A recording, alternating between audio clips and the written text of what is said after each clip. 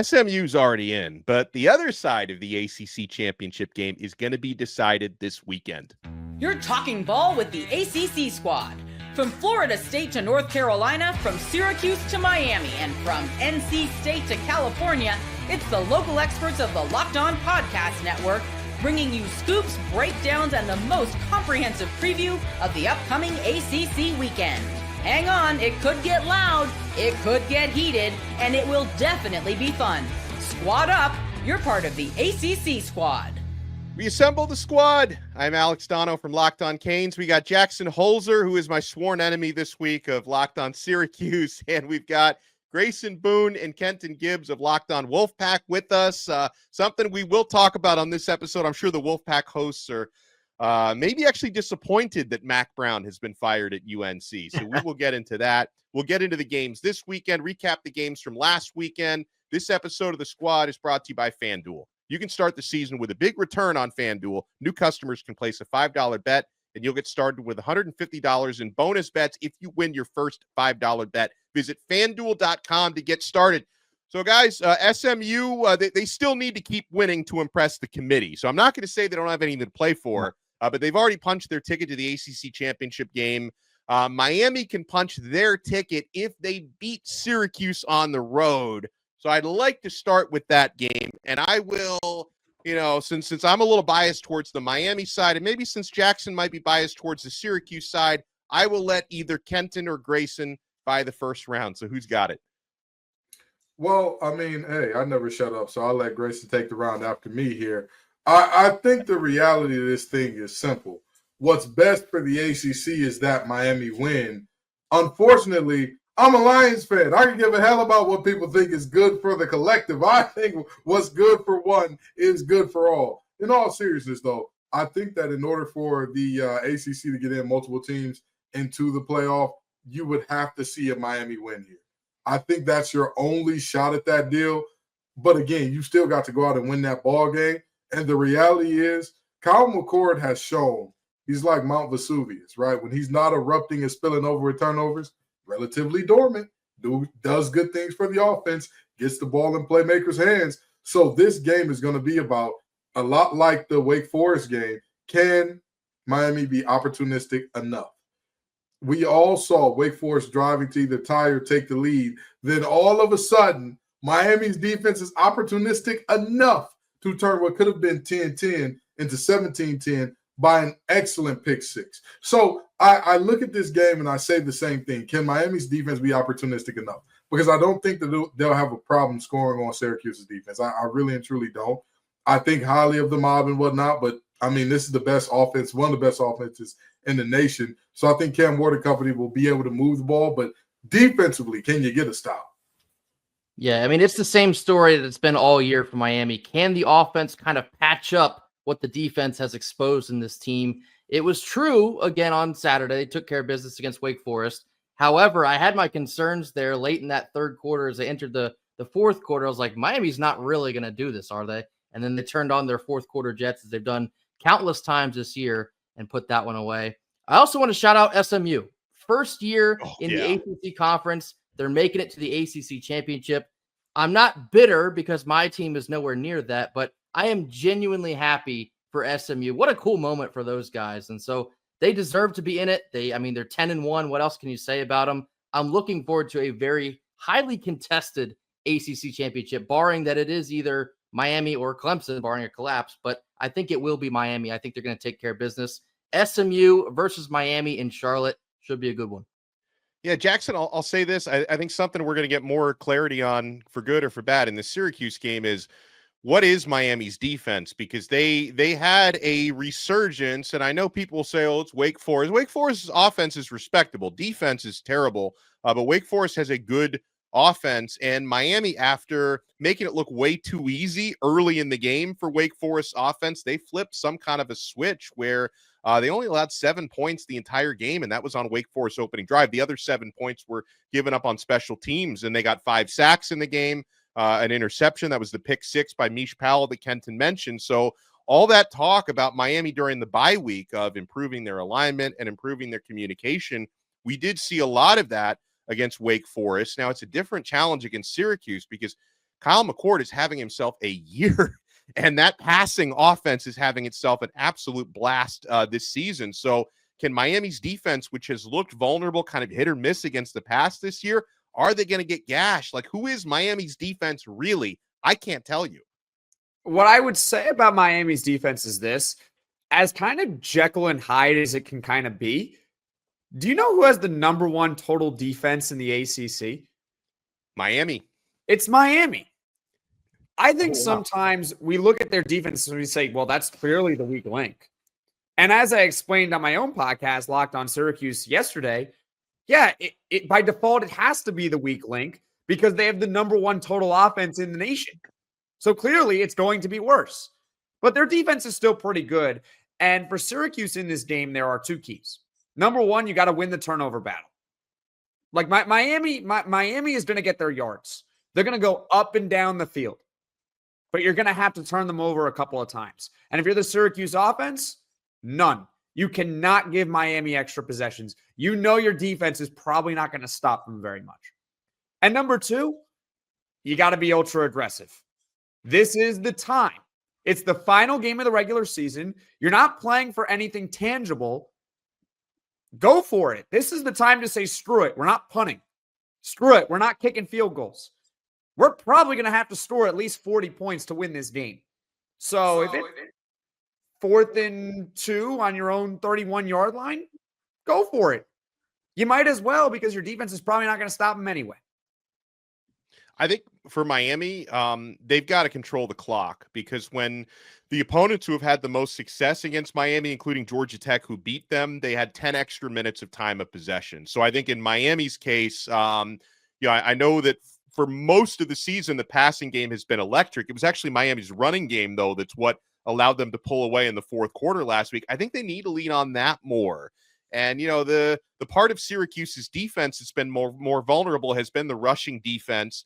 Miami's really found something in true freshman running back who has really stepped up this season to really complement Damian Martinez and complement Mark Fletcher. Jordan Lyle had that big game last week, 115 yards, 16.4 yards per carry. So a steady dose of all three of those guys, I think is going to help you control that clock. And then, of course, defensively, going up against a quarterback like Kyle McCord. I'll go back to the defense for Miami. Part of what I want to know who they really are is it's been feast or famine when it comes to pressuring quarterbacks, right? Some weeks you have 4 or 5 sacks. Other weeks you don't produce a sack. So, being able to put McCord under constant pressure to me is paramount this week.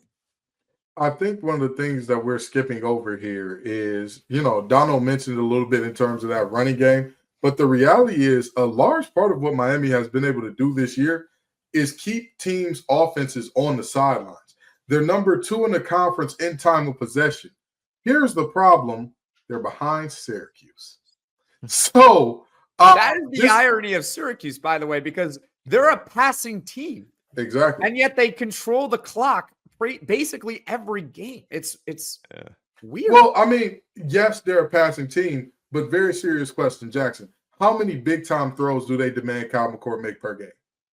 Is this an offense like the old team? The big-time throws that he typically makes are the throws that you wouldn't necessarily think are big-time throws, right? Because he's going to fit it within a tight window, but it's only 5 or 6 yards down the field.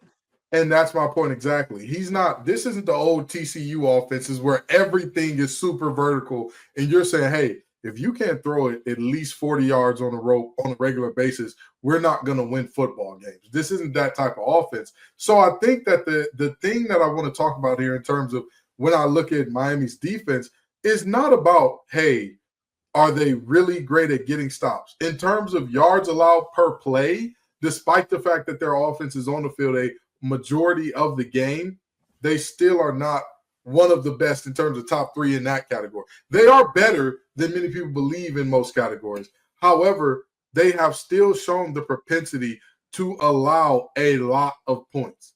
How many teams have either scored their season high against this team or something damn close to it, right? Most. So, exactly. So I look at this Miami team and I say to myself, I don't need great defense. Just be opportunistic. I don't need you to be perfect, but Kyle McCord's going to make 1 or 2 throws. He's going to have 1 or 2 moments that have Syracuse fans screaming, No, no, no. That's going to have Fran Brown's wife screaming, please, I want my husband to wash up. But it's the reality of what we're looking at, that Miami has to take advantage of those moments, or else it could be a very long day in the Carrier Dome. Like I said, his mama named him Carrier Dome, so I'm going to call it Carrier Dome. But it's going to be a long day for Miami if they can't take advantage of those moments. Well, it's not the only big game coming up this weekend. I want to take a look at the rest of the ACC schedule, look back at a couple of the games from last week, and talk a little bit about the rankings, guys, because we have to wonder now. A couple of weeks ago, we brought up the doomsday scenario. It's not going to happen that the ACC isn't guaranteed to get a team into the CFP. I'm wondering now, the path to 2 looks pretty good. There's even a path to 3. That's right. So you want to keep it locked right here. We'll have all that info for you on this brand new episode of the ACC Squad. Oh, folks, we've been having an awesome season on FanDuel. And Miami, 10.5-point favorites against Syracuse this weekend. So you want to take a look at that. You want to take a look at all the action and all the NFL action. Get ready to tackle the NFL with FanDuel, America's #1 sportsbook. Because right now, new customers can bet $5 and get $150 in bonus bets if you win. The FanDuel Sportsbook app gives you everything you need to place live bets on the NFL all in one place. So when you get a hunch in the middle of the game, you can check out the latest stats, view live play-by-play, and so much more right on the same page where you place your bets. Just visit FanDuel.com to join today. You'll get started with $150 in bonus bets if you win that first $5 bet. That's FanDuel.com. Never waste a hunch and make every moment more with FanDuel, an official sportsbook partner of the NFL. Thank you for making the Squad your first listen and your first watch today. We're free wherever you get your podcasts. We're free on YouTube. We're part of the Locked On Podcast Network, your team every day. For your next listen, make sure you check out Locked On College Football. Spencer McLaughlin does an awesome job taking you through all the big games, all the big storylines. He'll tell you all the 100 SEC teams that are going to make it to the college football playoff with 3 losses. So he'll have you covered with all that good stuff. So guys, I have to hear from the NC State hosts on this one. So we've got the old rivalry, which has been dominated in recent years by NC State, going up against a lame duck head coach this weekend. This was crazy to me because earlier this week, Mac Brown announces he's going to keep coaching next year. And then that memo comes over the desk of the UNC powers that be. They're like, wait, that's not your decision. So Mac Brown has been fired. He is going to coach this game on Saturday. I mean, guys, what's going on here? And you're probably disappointed that Mac is getting the axe. I think I speak for us both. We say we have mixed feelings here. We honestly hate to see him go because we've experienced so much success against him. But now they've turned this Saturday into winning one for the Gipper. And as an NC State fan, that makes me a little nervous because our team, we can't find a way to win games consistently. We had another a lecture in self-implosion last Thursday night against Georgia Tech. I don't know how to feel, especially for this coming Saturday. It makes me nervous that UNC is going to be fired up for it. NC State is always fired up for this game because people love to call it our Super Bowl. It more or less is. I really don't know how to feel. I mean, I think, is it the right move for UNC? Probably, because he's underperformed for years now. They've wasted countless Heisman level quarterback talents. That's, it's been funny on our side, but for them to move on a day after he said he's planning on coming back, very funny. I think it's very interesting the way they handled this one. In the words of a Miami Hurricane great and alum, Donno, we want more. We need more Mac Brown. Okay, let me explain something to you. I don't understand why they got rid of Mac for multiple reasons, and here's what I mean by that. They are a middling team, and I can admit that NC State historically has been a middling team. A lot of people have called this rivalry a mid-off, if you will. I understand it. I get it. I'm not mad at it. We got one team that's 6-5, one team that's 5-6. We're battling for who's going to learn Quick Lane Bowl right now. That's what's happening in real time. Now, with that in mind, UNC has gone to 6 straight bowl games 2 times in its history. Do you want to know who the coach was for the first time it happened, Donno? Mac Brown. William Mac Brown. You know who the coach was for the he's their Nick Saban is what you're saying. Exactly. I don't know why. Hardly. This is a situation where I tell people so often, sometimes we forget who we are and we get outside of ourselves and we say, oh, there needs to be a change. There needs to be better, which, hey, even if I'm taking off my NC State, my Wolfpack red glasses and saying, if I'm a program, what do I want to do and how do I want to do it? This is not the moment in which I would have done a darn thing. You understand? Because when you get beat by JMU, when they hang 70 on you, that's the time to move. When JMU beats you by so many points, had they not scored in the second half at all, they still would have won the game. That's the moment to say, hey, Mac, that's it, brother. That's it. It's been real. It's been fun. It ain't been real fun. Go back to ESPN. You know what I mean? That's the moment to hit that note. You don't wait until now when you're late in the recruiting cycle, when you've pretty much punted on the season in terms of it being anything relevant. And again, in terms of building out for the future, what does that look like now? Every team in the ACC is going to be ransacking your recruiting class as opposed to him saying, all right, after national side, after the recruiting period is over, hey, listen, I'm done.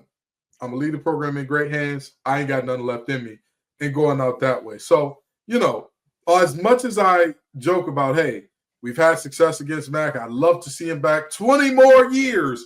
I at least think they should have done it in a better way than they did. What's interesting, too, is I don't even think he did that bad of a job this year. Obviously, you do get a 70, I don't even know what you call it, not a 50 burger, but a 70-something hung on your head by James Madison. 70 Whopper. And then you had the embarrassing loss. How about that? Yeah, the embarrassing loss to Duke after that. But then he started to slowly turn things around. I mean, they beat Virginia, they beat Florida State, they beat Wake Forest. They didn't completely fold when a lot of signs would point to they might. So it is kind of interesting that this is playing out the way it currently is, because you could somewhat sell a little bit of momentum to their recruits. I mean, not anymore, but I mean, good grief. I thought they'd give them a little bit more respect with the way they'd handle it, but it seems they're ready to hit the fast forward button and look on. Well, let me ask you guys you this. said something interesting, Grayson, there about beating Florida State. That doesn't really count, okay? Well, okay. I'm just meaning they're winning. It doesn't count. First of all, that doesn't count. But wait, I disagree. Florida State is the prime example of why this looks good for Mac Brown. That Florida State team ain't beat a damn soul outside of Charleston Southern. No, they beat Cal. Cal. They ain't beat nobody but Charleston Southern. So I think that this team not quitting. We saw a more talented team than them lose worse games than the teams they beat because they folded. They said, all right, we're done for the year. We packing it up. We giving it in. That team has not been great. Am I going to sit up here and lie and say, hey, Mac Brown has been an X's and O's master? No. But that team is still fighting for him, which is more than we can say for other teams in the ACC. Brian Smith, stop running from us, brother. Come on back to the show. They ain't been on the squad in a while. I don't think Brian is ducking us. I don't think he is. I just think he's sad. Question the timing. The timing of it is weird. Why is he is the dead man walking right now? Yeah. We talk about it all the time as like an analogy, but like literally he is. This is it. Like we know he's fired. He's coaching while fired. But I like Grayson's point. Like Grayson made a great point. Like they're not going to be more motivated to win than they are right now. Like, absolutely, but it's just so weird how it gets leaked out on a Tuesday afternoon right before you're going to play a rival that we're firing him. Yeah, I think how they handled it was wrong, but they've honestly removed the stakes away from the Tar Heels on this one, because if you beat us with a coach that's already been fired. You get to make fun of us forever, and if you lose, it doesn't matter because you've already fired your coach. So it's honestly like a win-win situation in a sense for them, and I think that's why they did it. They wanted to go ahead and remove the stakes for them, and now they're fired up to beat us. Well, I guess we'll see what happens, but it's definitely a win-win for the Gipper situation. But here's what I want to ask you guys, though. What would the point been then if they had just kept him? Well, I don't know. Win your 7 and 5, and you can ask Isaac for that one. Well, let me ask you guys, how attractive is this job going to be? Like I see some of the names being linked to it. John Summerall at Tulane, who I think could be very good there. Arthur Smith, which kind of makes us chuckle a little bit, is being linked to that job. But okay, so UNC, coaching UNC football, but it is a school with a lot of resources. It's got kind of a mixed football history. Some amazing players have come through there over the years, even if they haven't had the best team success. We've even like a very, very good academics for what that's worth in football. I think it is worth something. Like we have seen UNC even linked to other conferences and realignment rumors. So I don't think it's a terrible job. It's obviously not like a blue chip job, but you could get a really good coach who's kind of on the way up. You just have to make sure you find the right one. Are we sure that's a school with a lot of resources? Are we 1,000% sure about that? Because last time I checked, there was some board meeting where they couldn't figure out how much the budget actually was and whatnot. But in all seriousness, I do agree that this is a good job. I do agree this is a good job. It's not a great job. This ain't a drop everything and run because, one name that Jackson and I talked about earlier this week being linked with them. By the way, Jackson did a hell of a job filling in for you. Yeah. I'll tell you what. We salute to that guy.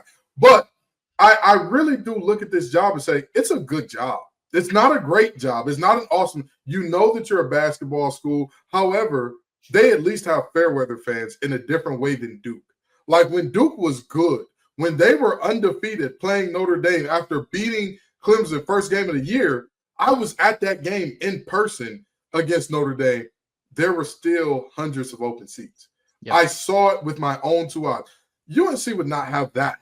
You know what I mean? As much as I think the Dirty Foot Club is a soft group of people, soft fan base, all that good stuff, if you're undefeated, they will show up and show out at minimum. So I think this isn't a terrible job. This isn't a job that's like, hey, they got to pay me an amount of money that's unheard of. You're in a Power 4 conference. You're in a state that has a ton of talent. And let's just be honest, with all due respect to Dave Dorn and company, you don't have a great team in state that's like, hey, there's no way in hell that team is pliable. You're looking at a situation where you could make many good things happen there. It just so happens to be that it never really materializes for them. I think, coming from an NC State side of things, a lot of us Wolfpack fans have been nervous that they're eventually going to hit a home run higher. And it's shocking that they haven't been able to do it because like we've kind of already talked about, they do have a good amount of resources. I think they've mishandled how to allocate them. I think they're very late to the NIL game, which shocked me because you would think with their basketball program being as big as it is and their branding being as big as it is, that they'd be probably at the forefront of things. But I think they have kind of fumbled around in the football department. But like I said, us Wolfpack fans, we are dreading the day that they eventually get the hire right because I think it's going to come. I would see this job pretty highly regarded. And I'm going to try not to vomit after I say this. They're good at everything. They really are. Like, it is a very good athletic school. All right, cut Grace's mic off. Somebody cut Grace's mic off. Hey, Locked On Wolfpack fans. We got to go find a North Carolina team that's not very good at something.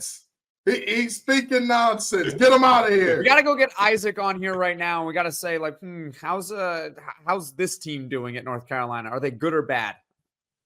I mean, that's the kind of football season NC State is. I'm out here crediting Carolina for doing stuff correctly, but no, I would see this job pretty highly regarded. I'm just nervous that they are eventually going to get the hire right because I think that'd be bad news for everybody else. Well, when we come back, we'll have some game picks for you for this weekend. Also, I want to hear from Jackson Holzer, the scenario where the ACC gets in 3. You want to keep it locked right here. We got the squad assembled, and we're not done here on Locked On ACC.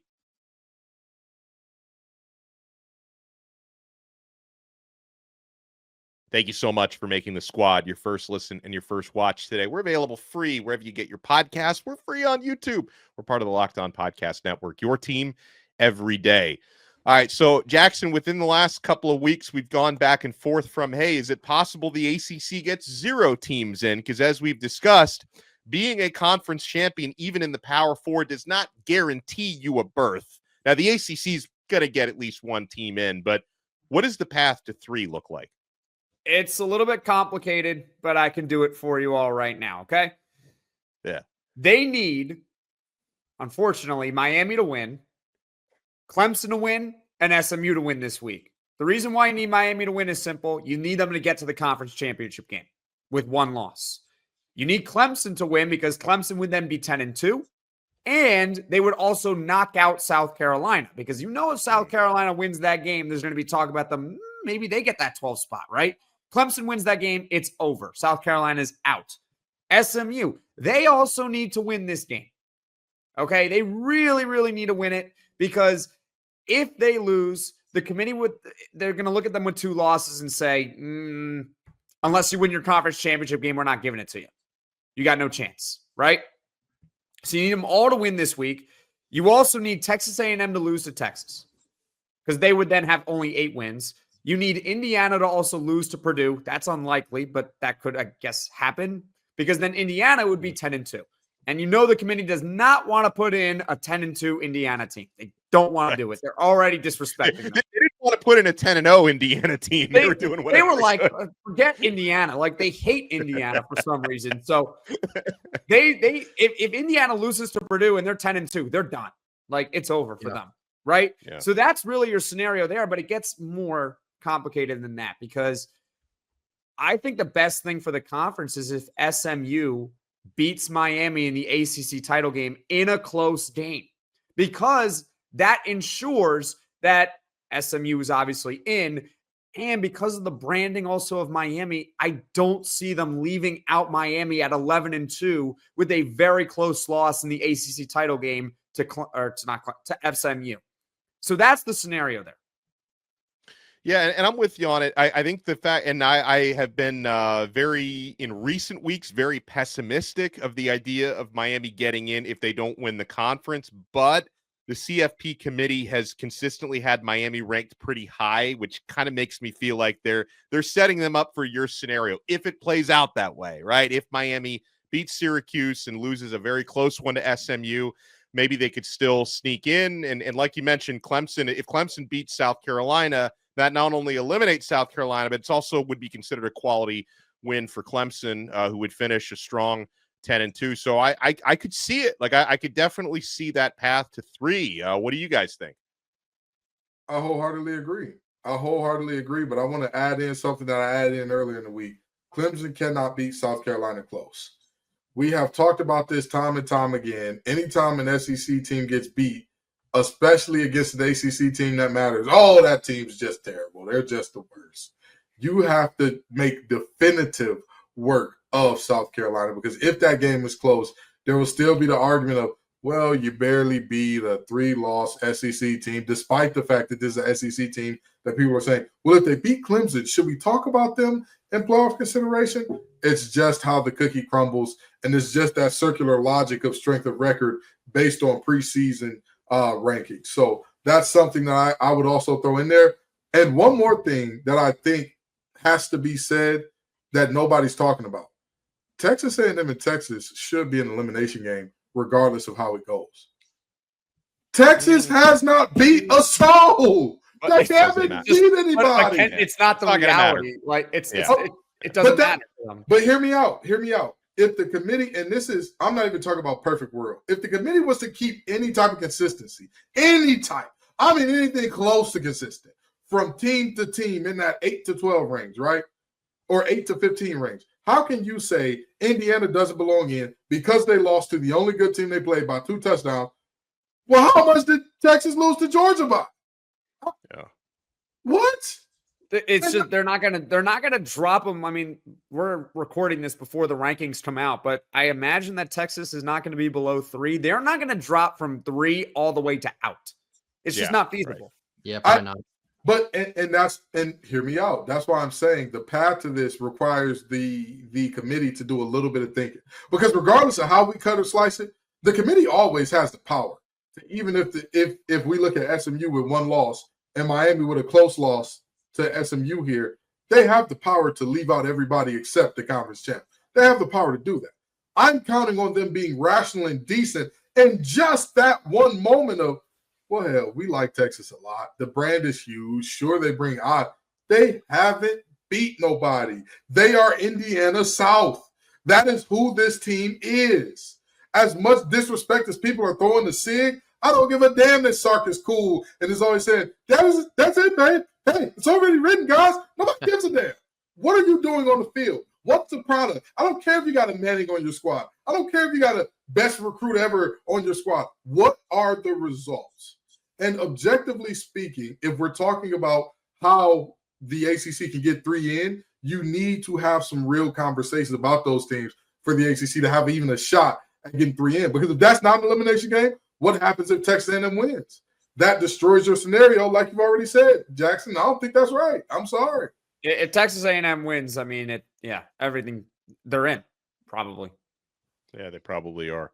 Well, let's take a look at a few of the non-conference games involving ACC teams. Guys, tell me if you're expecting wins or losses here. You know, we have Clemson, as we mentioned, 17th ranked Clemson hosting 18th ranked South Carolina, annual rivalry game. Big opportunity for both teams, quite frankly. Louisville at Kentucky. Louisville favored by 4. Clemson, by the way, favored by 2.5 at home against South Carolina. So that's basically a toss-up according to the odds makers. And how about Florida State hosting Florida? Any shot there? No, there's not. Let me tell you something. They're only 14.5-point dogs, which surprised me. I thought that'd be closer to 20. Unless DJ Lagway lags out of the game, there is no way that Florida State wins this game. And hell, even if DJ Lagway decides to not play football at all that day, this Florida State team is quit. They've given up. They've tapped out. They have no shot. That is a depleted, defeated, giving up, quitting team. They're done for the year. They're more worried about the courts than they are the field. And I'm not talking about basketball. I mean the courts that include judges, bailiffs, and all that type of stuff. Yeah. Aren't they not very good in basketball either? That's what I said. That's what I'm saying. They're not worried about the basketball court either. The courtroom. They worry about the courtroom. That's the only place they worried about this year. They're just losing everywhere. There's a clause apparently in Billy Napier's contract where so you know he got job security now. He's coming back another year at Florida. Well, if he actually loses this game, they might fire him anyway. Revoke it. They might just revoke it. They're going to come up with some clause in the contract that says, we're going to let you go early. I think Florida's going to win, but if they don't, I would laugh hysterically. Same here. But and listen, Florida, honestly, they have done such a – and Billy Napier, I give him credit. DJ Lagway, of course, has really been the spark plug for that program this year. But, you know, about a month ago, almost every Florida fan wanted Napier fired. And, you know, when their athletic director, Scott Strickland, made that statement about bringing him back next year, like most of the reactions was, what are we doing here? Like, why?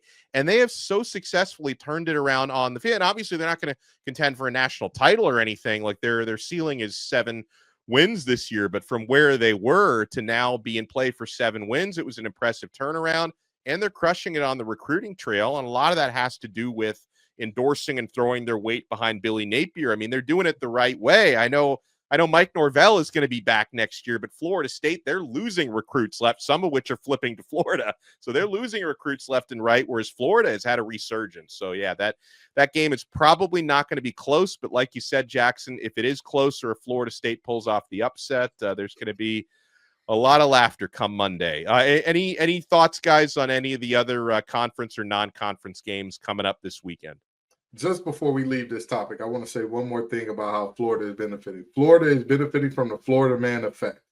You know, when you think that like you and your old lady are getting into some type of disagreement and she's just like, oh, you're the worst. And then you see some article that says Florida man does something ridiculously bad.